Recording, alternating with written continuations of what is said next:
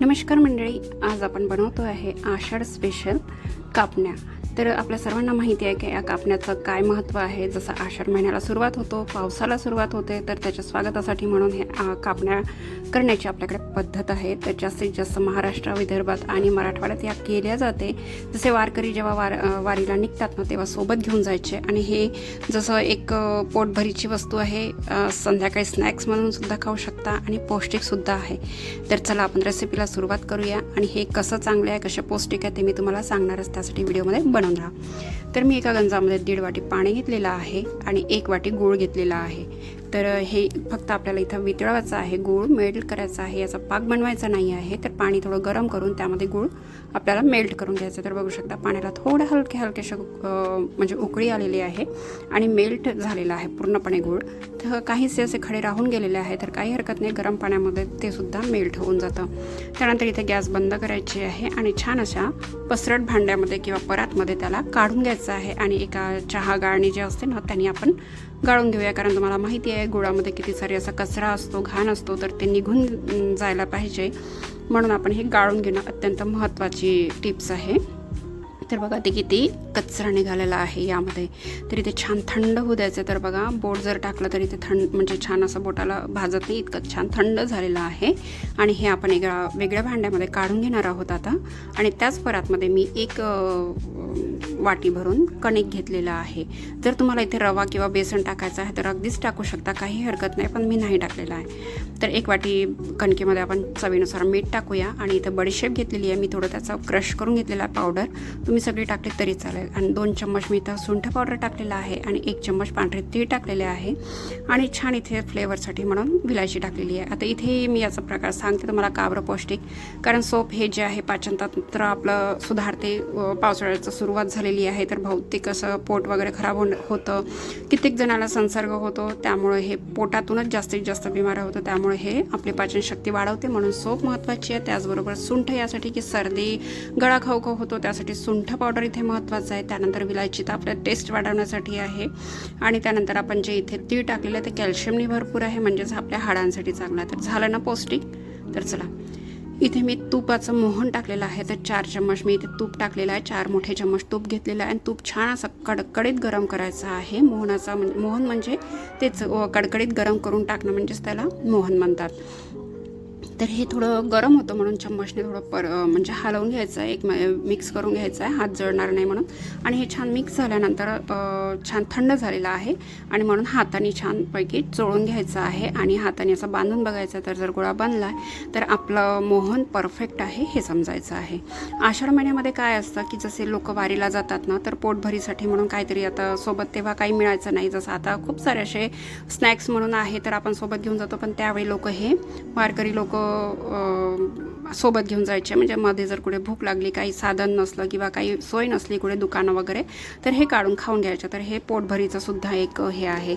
आणि आत्ताच्या याच्यात जर बघाल तर तुम्ही हे करून ठेवलं तर पौष्टिक तर आहेच, तर छोटी मोठी भूक जर तुम्हाला लागते तर चहासोबत वगैरे खायला सुद्धा हे बेस्ट ऑप्शन आहे, तर तुम्ही करून ठेवू शकता। तर 8 ते 15 दिवस हे आरामात टिकतं हवाबंद डब्यामध्ये। तर बघा गोष्टीमध्ये आपण हे छान असा गोळा तयार करून घेतलेला आहे, म्हणजे त्याचा डो तयार केलेला आहे। असं जास्त घट्ट नाही किंवा जास्त सेल नाही, असं आपल्याला डो तयार करून 10 मिनटं बाजूला ठेवायचं आहे। तोपर्यंत आपण इथे एक कढईमध्ये तेल ठेवलेलं आहे गरम करायला आणि इथे तोपर्यंत आपण हे जे डो तयार करून घेतलेला होता हे छान असं थोडं 3 पार्टमध्ये वेगळं काढलेलं आहे मी। जसं तुम्ही जर कमी जास्त काय करताय, तुमचे 3, 4, 5 जितके काही होतील गोळे तितके करून घ्यायचे आहे वेगवेगळ्या पार्टमध्ये आणि सारखे पार्ट करायचे आहे। तर याला चोळायची वगैरे काही गरज नाही, ते ऑलरेडी छान मुरल्यानंतर सॉफ्ट होऊन जातं।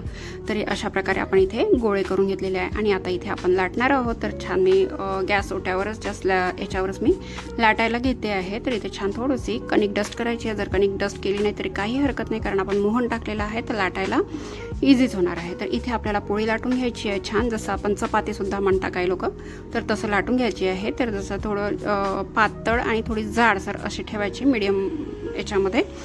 तर छान असं आपल्याला लाटून घ्यायची आहे। गोल नाही आली काही हरकत नाही, कारण आपल्याला इथे कापण्या करायच्या आहेत तर शेवटी ते कापायचंच आहे. आणि त्यानंतर वरून आपण हे डेकोरेटेडसाठी म्हणूनच तीळ वापरले आहे, नाहीतर ऑलरेडी आपण आतमध्ये म्हणजे भिजवताना सुद्धा टाकलेलेच आहे. तर हे दिसायला सुंदर दिसते म्हणून. आणि हे लाटताना यासाठी टाकले कारण की तळताना हे निघणार नाही बाहेर जर आपण लाटताना जर टाकले तर.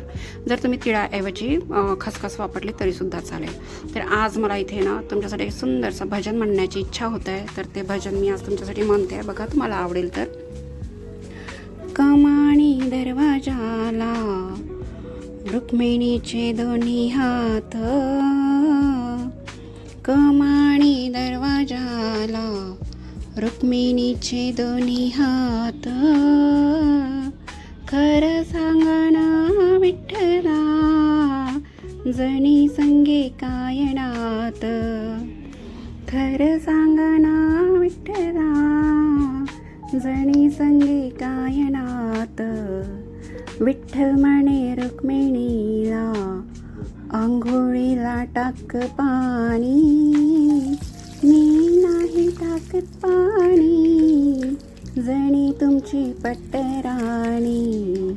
कमानी दरवाजाला रुक्मिणीचे दोन्ही हात.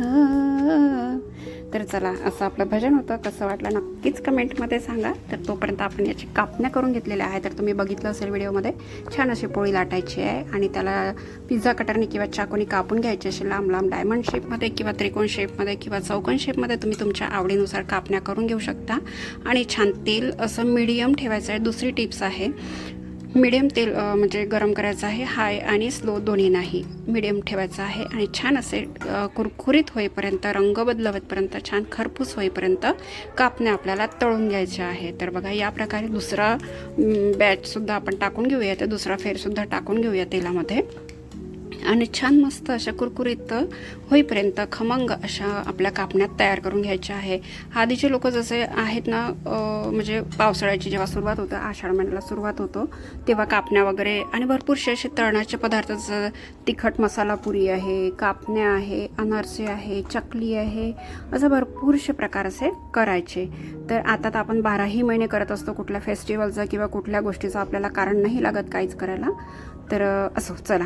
तर बघा मी पुन्हा एकदा सांगते तुम्हाला, या प्रकारे आपल्याला कापण्या जर करून घ्यायच्या आहे. जर हे तुमच्यानी जर आडवी तिडवी पोळी लाटली गेली असेल तर तुम्ही चारही साईडनी याला असे काप करून घेऊ शकता, म्हणजे चौकोन करून घेऊ शकता आजूबाजूचे तोडून. तर बघा या प्रकारे असं सुद्धा तुम्ही इथे करू शकता. तर माझं जे छोटंसं असं भजन मी इथे गायलेलं आहे, हे रुक्मिणी आणि विठ्ठलाचा संवाद होता एकमेकांसोबत, की रुक्मिणी जणी तुमची काय आहे बा, काय नातं आहे तुमचं, हे त्यांना विचारायची. तर किती सुंदर याच्यामध्ये त्यांनी आपलं म्हणजे संवाद होता. तर मी छोटंसं अशा माझ्या सूरतालमध्ये मी म्हटलं आहे. तुम्हाला कसं वाटलं नक्कीच सांगा. आणि आता वारकरी लोक पंढरपूरला गेले आहे, एकादशीला आत्ता जस्ट होऊन गेलेली आहे. तर तुम्ही काय केलं तेव्हा, कसं वाटलं, कशी हे करता तुमच्याकडे, नक्कीच थोडंसं कमेंट बॉक्समध्ये सांगा.